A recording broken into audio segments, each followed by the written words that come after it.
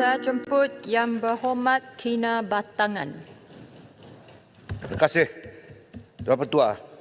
Pertama saya ingin merakamkan terima kasih kepada Yang Berhormat Perdana Menteri selaku Menteri Keuangan sebab telah mempertingkatkan pemberian interim kepada negeri Sabah sebanyak 600 juta. Dan dalam masa yang sama masih ramai juga rakyat Sabah meminta saya untuk bertanya kepada kerajaan sejauh mana interim ini boleh dimanfaatkan oleh kedua-dua yang berkepentingan antara kerajaan persekutuan dengan kerajaan negeri. Iaitu selama ini kita menggunakan interim, tetapi bila keagak-agaknya kerajaan kedua-dua negeri dan persekutuan ini melantik penafsir bebas untuk memutuskan berapa sebenarnya yang diterima oleh rakyat Sabah melalui perjanjian-perjanjian yang termetri tersebut.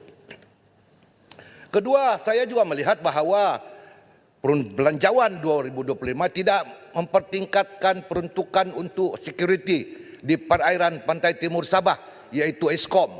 Jadi sekarang ini walaupun mungkin ancaman sudah berkurangan, tetapi tidak mustahil ianya akan berlaku apabila dilihat bahawa keselamatan kita tidak ketat, tidak dilakukan dengan baik. Jadi kalau boleh melalui mungkin midterm review supaya peruntukan untuk Eskom dipertingkatkan.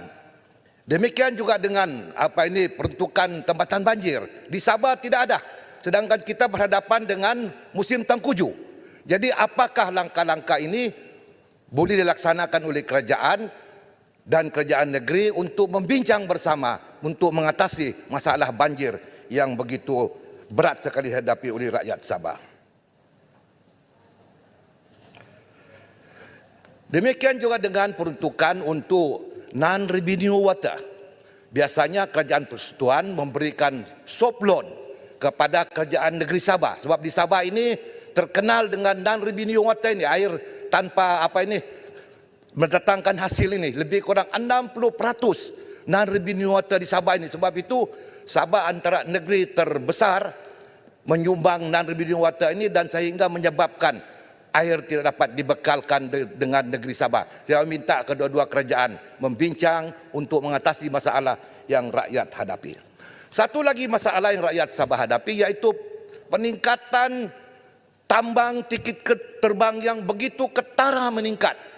Sehingga ekonomi one way minggu ini saja RM1,700 satu perjalanan. Perjalanan ke luar negara, ke Singapura, ke Filipina baru RM700, ke Indonesia RM600, ke Sabah RM1,700. Teruk betul. Sarawak saya tidak mau bercakap sebab saya nanti kena marah. Tapi saya cakap pasal Sabah. Jadi saya minta Menteri Pengangkutan supaya lihat perkara ini sebab membebankan rakyat Sabah. Mesti yang berulang alik yang membuat perniagaan dan sebagainya. Yang seterusnya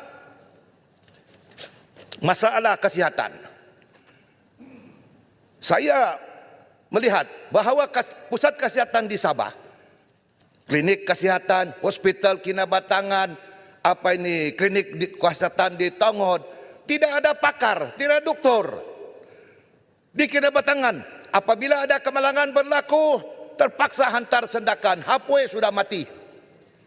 Jadi saya tidak tahulah apa yang Kementerian Kesihatan sibuk.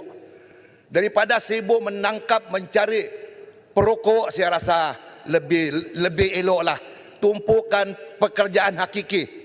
Tumpukan periksalah restoran-restoran, kedai-kedai kopi yang kotor, tidak bersih, tandas tidak boleh pakai. Ini sampai ke Parlimen memeriksa orang menghisap rokok.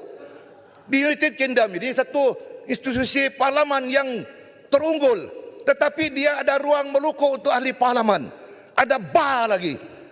Di tempat kita ini macam penjara. Jadi orang tiada pilihan, pergi publik, tiba-tiba penguatkuasa datang pula. Siapa yang benar penguatkuasa datang? Sedangkan kawasan Parlimen itu kawasan terhad untuk ahli Parlimen, bukan untuk mencari siapa yang merokok. Ini saya tidak tahu ini menteri dia buat apa kerja ini. Berhentilah perkara-perkara ini. Sebab kalau kebersihan restoran tidak bersih, ramai orang mati juga. Saya nampak banyak juga yang mati kena kanser tidak merokok. Saya pun tidak tahu. Pendidikan pun begitu. Ya, dengar yang amat berhormat. Menyentuh soal sekolah berasrama penuh. Sudah tentu sekolah berasrama penuh ini kalau boleh kita buat perhatian di Sabah. Sebab di Sabah ini terlalu geografi dia pun terlampau teruk, jadi perlu ada sekolah yang berasrama penuh. Tetapi sekolah berasrama penuh ini juga kita mendengar kes-kes buli. Jadi kalau boleh kita menempatkan pegawai perhubungan sekolah ini, iaitu anggota polis, buat rundaan bukan hanya di sekolah tetapi di luar sekolah. Dan juga kalau boleh asrama-asrama yang bertaraf asrama penuh ini, buatlah, letaklah litar CCTV supaya mengelak daripada anak-anak kita yang duduk di situ dibuli sehingga ada yang mati, ada yang cedera parah. Seharusnya dalam dunia hari ini perkara-perkara ini tidak lagi berlaku. Sebab itu kadang-kadang ibu bapa takut, gerun menghantar anak-anak mereka ke sekolah bersama penuh ini. Saya juga minta Menteri komunikasi. Malu kita ini. Dalam bandar Kuala Lumpur ini pun, daripada 5G pergi 4G, kita bertelefon boleh terhenti, terputus. Jadi di mana kita belanja bilion-bilion. Bayangkan kalau di luar bandar sana, di Kota Kinabalu pun begitu, di Sandakan lagi teruk. Di Bandaraya Kuala Lumpur pun kita masih teruk, tapi belanja bilion-bilion. Saya pun tidak tahu apa yang berlaku dengan keadaan di negara kita sehingga kita berhadapan dengan seumpama ini. Kalau drop call lagi memang teruk lah. Satu kali call terus putus. Tak tahulah yang pertua terkena ke tidak. Tapi yang pertua tengah minum relek tu tidak apalah.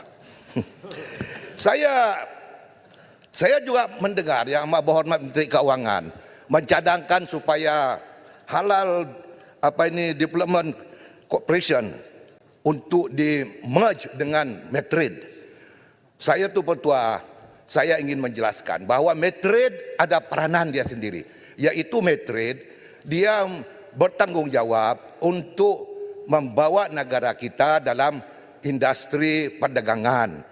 Dan sementara halal corporation ini ianya berkapasiti untuk mempertingkatkan pengeluaran halal di negara kita. Jadi saya minta kerajaan mengkaji perkara-perkara ini supaya tidak melaksanakan sebab akan merugikan negara kita.